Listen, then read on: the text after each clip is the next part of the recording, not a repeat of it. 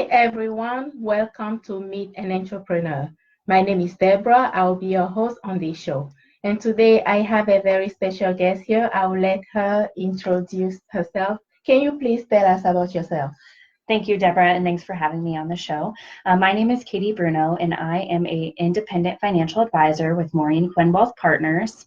I have been in the financial services business for about 7 years now, and I'm on my second year as my independent financial advisor. So I work with clients to develop a financial plan. We have been independent, and so what that means is we're entrepreneurial business owners just like you are, and it means that I don't have to sell a certain product or a certain investment to clients, that we can really do what's best for the client, and as a result we find that we have a very strong sense of accountability to our clients and deep relationships. Financial industry, money management is very needed, especially with people in business and the holidays. So tell me, who are your target customers? Yep. So the first thing that I want to say here is that you don't need to have a lot of money to have a financial advisor. Whether you have $1,000, $100,000, or $1 million, there's a financial advisor out there that would work with you. Everyone has their own hardships, and while we can't always control what those hardships are, what financial planning does is it provides an opportunity of hope as you plan for what's ahead. So my target customers are people that want to have a financial plan and come to me and want to take advice. Primarily, my clients will come to me because they're going through some transition in their life, whether that's losing a spouse or going through a divorce, or maybe they're forced into retirement from a job. Sometimes it's as simple as they want to retire, or maybe they're getting married and having kids, so they have some need in their life for financial planning and advice. And so we work together, we figure out where you are, where you want to go, and then we create a roadmap to get there. And a lot of the time we're spending in that discovery process, where we're figuring out what are your goals, what are your resources, what are your investment, what do you know about investing, and what is your comfort level with investing? And it's very interesting when you mention the roadmap.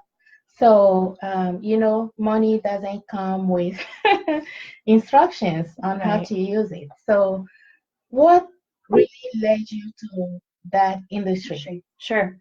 So, growing up, I did not know that I wanted to be a financial advisor. I didn't even know that there was such thing as financial advisors. So I was a student at Creighton University. I grew up in Des Moines, Iowa, and I really wanted to stay in Omaha for the summer instead of going back to Des Moines. So I applied for an internship with a financial advisor, and my first job was scanning all the papers in the office to make the office paperless. And that was the first concept to even knowing that people out there had money. And money is a difficult conversation. It fits into that same category of things we don't talk about: sex, politics, religion. And when I figured out that there was money, I started sitting into the advisor I was working with meetings and doing the financial plans with him. And I thought to myself, I really want to do this. And that's what this business is about. It's about people. It's about relationships. It's about people and their relationships with money. And we get the satisfaction of watching people and seeing all that they've accomplished with their money. And sometimes that comes with looking at their defeats and their triumphs and celebrating all of that together. Right. One of the pain points that I personally have is student loans. Yes. So for someone, a lot of people nowadays, they have student loans. What would be the advice to give them? Yeah. And myself. Yeah. And I'm right there too. I also have student loans. So repaying your student loans is a very important financial obligation, and it takes a lot of dedication and a lot of sacrifice. There's really 3 tips that I would give. And the first one, while it seems basic, it's important, and it's just don't get discouraged.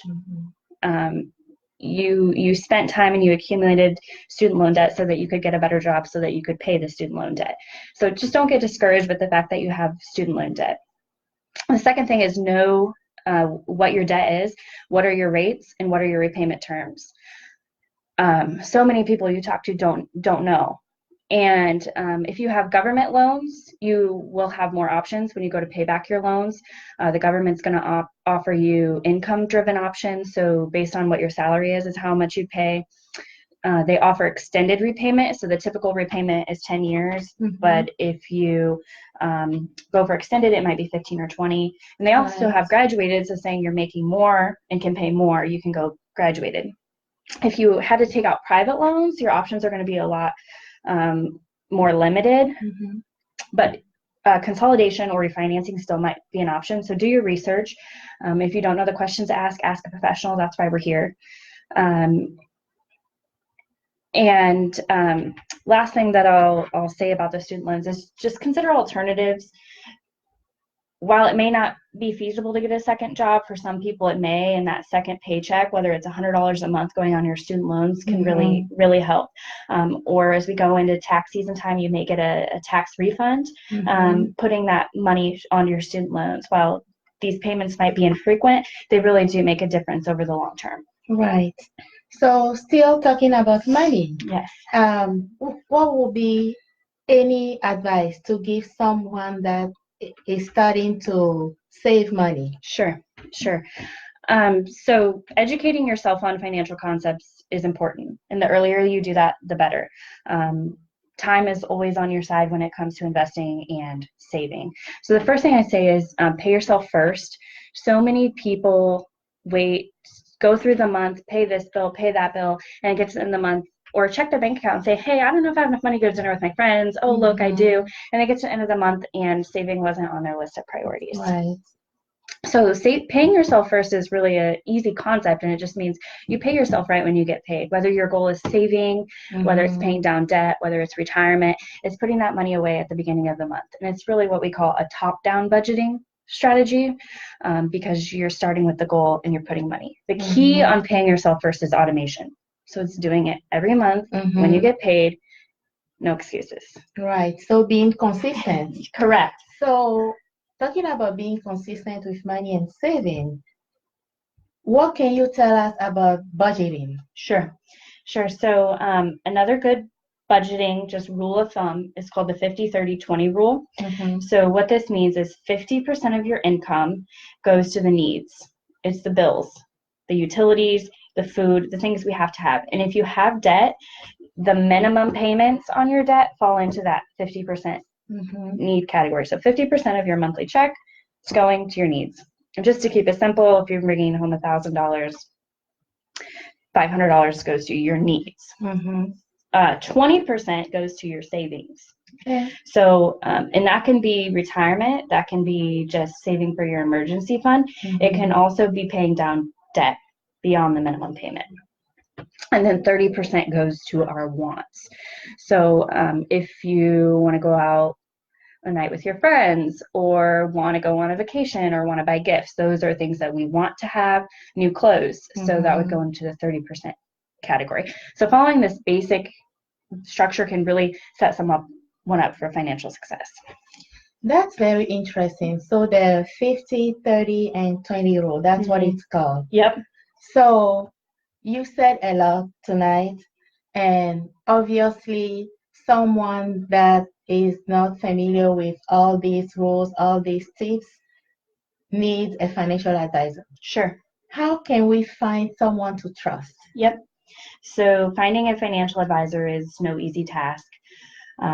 There's so much noise in the financial planning world. A quick Google search on investment tips, it'll give you like 56 million tips.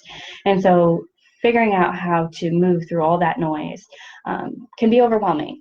And so start with your friends and family, because if they're working with someone they trust, you may trust that person too. So just asking your friends and family, who do you work with and why do you like them? Why do you like working with them? The next thing is, don't be afraid to do a Google search. Figure out what's out there on the web about your advisor. Are they putting out content? Is it timely? Is it informative? Does it speak to you? Because you really want to work with an advisor whose goals and investment philosophies align with yours. And that's important. And then once you do meet with advisors, don't just meet with one, meet with multiple, and ask the questions. How are you compensated? What happens to my account if something happens to you? because you want to work with a planner who's also planning for themselves. So just ask classic questions, and if they're not willing to answer, that's probably a sign that they're not a good fit. Right. Yeah. So you really need to do your research Yes. and go for somebody that, I mean, after doing your research, obviously you'll be able to make that call for yourself, right? Yep. What are some of the books about Mhm. finances, money management that you will advise? Yeah. So a lot of people come to me and ask me if I've read Dave Ramsey's Total Money Makeover. Mm-hmm. You're probably familiar with that one. Yep. So I think that book has a lot of good concepts in it. I don't follow everything that Dave Ramsey says, but I think that he really makes it make sense to people who don't work every day in the money world. Mm-hmm. There's also a book by David Bach called Smart Women Finish Rich, and it's full of good financial advice for women. For millennials, there's a book called Broke Millennials, and it kind of taps into the student loan debt problem, the problem that we're facing as millennials. A lot of us come out of college with a lot of loan debt. We're starting at the bottom in our companies. We may not be making a lot of money, so that type of thing. There's some podcasts out there, Planet Money, which is through NPR. They have just good 20-minute informative clips on different things. So just going out Planet Money, you can see all their different topics. And then there's a Money Girl Tips podcast too. You can also follow me on LinkedIn. I post content, blogs, articles, pretty timely information. If you were looking for short timely information, if you're looking for more content, I'd recommend those reads. Right. And I also just started posting some content about money management and money finances on my social media platforms. So, I mean, I've follow Deborah too. I've always been amazed and curious about money and money management.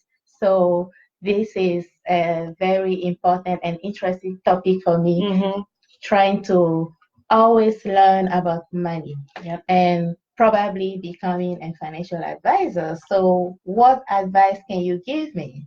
Yeah, so similar advice to what I'd give a client. Create a roadmap and then have a plan. And set metrics. So it's not easy starting out in a financial advisor.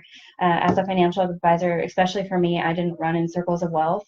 So if you don't know people that have money and then the business is all about money, it's figuring out how do you help people that maybe don't have money and still earn a living, or joining a team that maybe can help you get there. So know your options.